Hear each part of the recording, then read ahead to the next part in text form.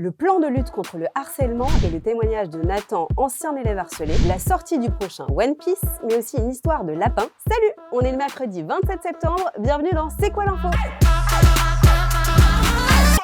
Aujourd'hui, on va dédier en grande partie ce journal au harcèlement scolaire.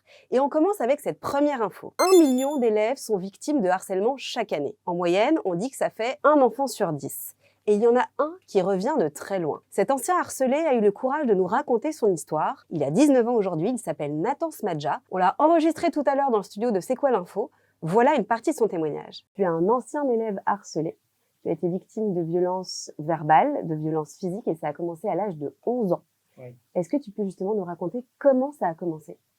Je suis rentré dans une école publique au collège à Paris à l'âge de 11 ans. Et en sixième. Et très rapidement, j'ai commencé à avoir des insultes à caractère homophobe sur ma présupposée sexualité. Et ensuite, on est parti un peu plus sur les violences physiques. On m'a suivi jusqu'en bas de chez moi. On a essayé de pénétrer dans mon immeuble pour clairement me tuer. Et puis un vendredi soir à la piscine, on m'a agressé sexuellement pour savoir si j'étais bien de confession juive.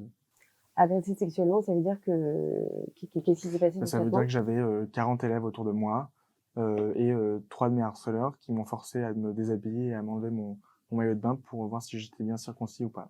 Vous pourrez retrouver la version longue de l'interview sur YouTube.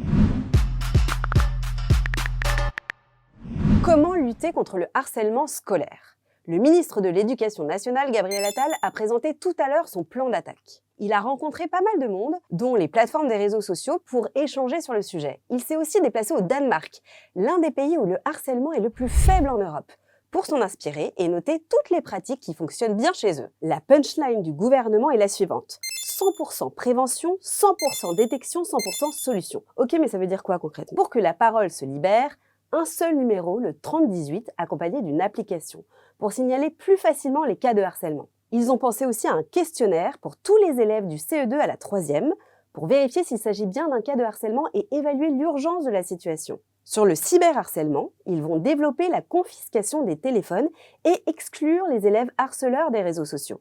Et la Première ministre a également parlé d'un accompagnement des victimes avec un soutien psychologique. De son côté, Gabriel Attal annonce des cours d'empathie à la rentrée 2024.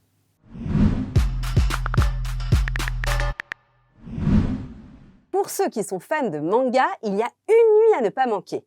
Et elle a lieu dans 487 librairies de France, de Belgique, de Suisse et du Luxembourg. Je parle bien évidemment de la sortie du nouveau tome de One Piece. One Piece, c'est une histoire de pirates. Et ça fait plus de 25 ans qu'on peut suivre les aventures de Luffy, le personnage de la série. Pour la sortie du tome 105, vous pourrez participer à des ateliers de création de drapeaux, il y aura des karaokés, des concours de déguisement, bref, la folie. One Piece est devenu un vrai phénomène littéraire. Voici quelques chiffres qui donnent le tournis.